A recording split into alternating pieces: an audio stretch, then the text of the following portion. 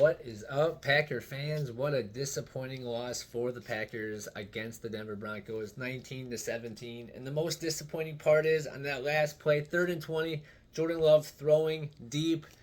It gets intercepted, but he was throwing it to Samori Toure, which I don't like anyway. But he had A.J. Dillon at like the 50-yard line. If he would have just dumped it off, Dillon had at least 10 yards, maybe 12 or so before he would have even made contact with somebody. He probably would have got to the 40 before he even made contact with somebody.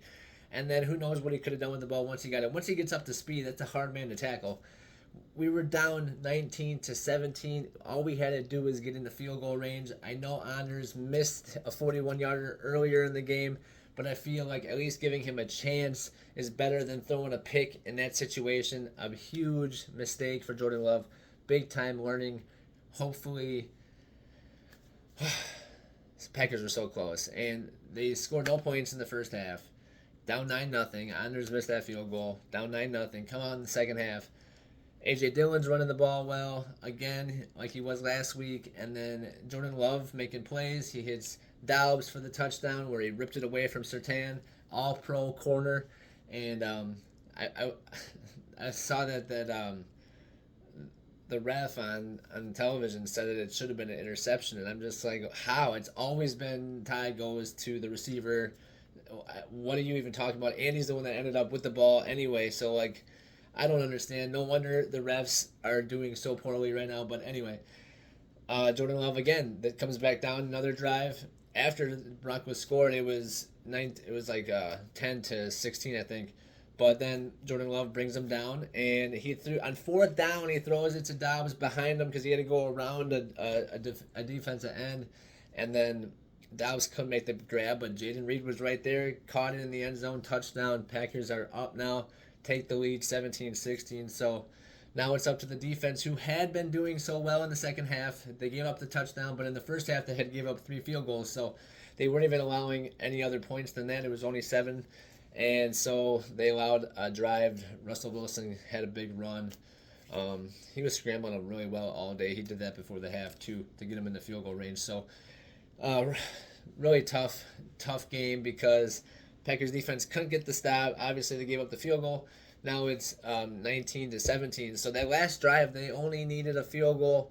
The week before, we needed a touchdown. So that's why the heave into the end zone is a little more understandable. On 3rd and 20, don't take the interception. Dump it off to Dillon. Let him get what he can get, and then see what you can do on 4th down. If you need to go for it, go for it. If you think you can make a field goal with Anders in Denver, where it's a lot easier to kick a deep field goal because of the altitude. So tough break for the Packers. Obviously, they need to get a win. They're 2-4 now. They've lost 3 in a row.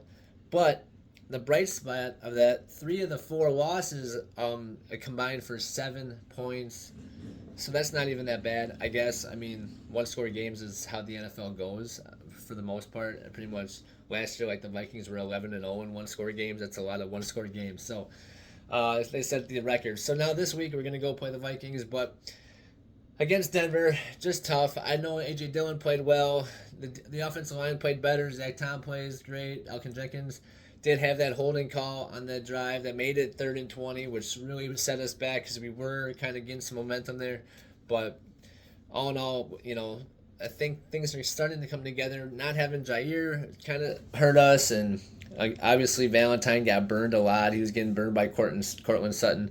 But you can't really expect him to cover Cortland Sutton. I know, he didn't let him burn him, but he just kept making those catches, like those route catches over and over again. So really hard to kind of stop that when you're a rookie. I get it. And then Darnell Savage went out. Quay Walker just wasn't himself. He only had 5 tackles. That's not going to work. We only had 1 sack, and that's when Preston Smith tripped Russell Wilson at the end to force that last field goal.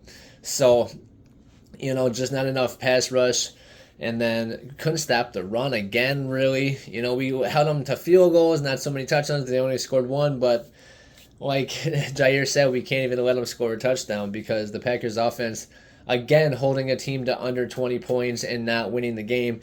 And then even against the Falcons, they only lost by a point. So it's like, oh man, we're so close.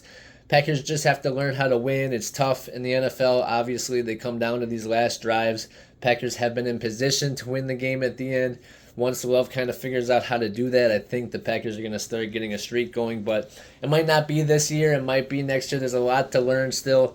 Love is still learning so much, and now going against the Vikings next week is going to be big. So hopefully the Packers can figure it out.